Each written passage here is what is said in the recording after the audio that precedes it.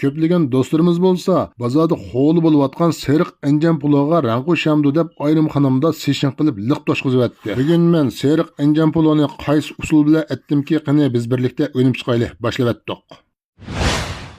Oldi bilan 8 gram kali go'shtni o'rish cho'nligida to'g'rab olamiz. Qo'y go'shti bo'lsa texim yaxshiroq bo'ladi. Bir dona qizil olma, 8 gram seriq sabzi, bash piyozni suratdagidek to'g'rab olib, to'ralgan go'shtga bir qo'sh tuz silib, so'q suqib, aralashtirib, 20 minut qo'yib, tamlantirib, go'shtga qon yidiproqni yo'qotamiz. 1 kilogram go'shtni so'q suvda qayta pokiz yuvib, so'q suvga 10 minut chilab qo'yamiz. Qozonga 250 gram zarangiz yog'idan qo'yib, to'ralgan bash piyozning yarmini, ya'ni olmani silib, aralashtirib, sag'atib, mayga tam kirgizib, suzib elayotimiz. Ondan go'shtni silib, tuzni bir qo'sh silib, aralashtirib, go'shtni sag'atib, suzib elib, maydagi go'shtning uvoqlarini suzatmasangiz, pulringiz paqroq chiqmaydi. Anjam poloni kali ishlatganda cho'qim quyruq may solamiz. Quyruq may bash piyozni silib, sag'agandan keyin sabzini silib, muvofiq miqdorda tuz silib, bakaroq aralashtirib, qo'rib, sabz pishgandan keyin 1 kilo 200 gram suv qo'yamiz. Tayyor qilib olgan go'shtni silib, menga Osmonjon Zokir o'zim tanishgan polov tam xurjidan 7 gram silib, qaynagan yig'ilgan ko'pikni elib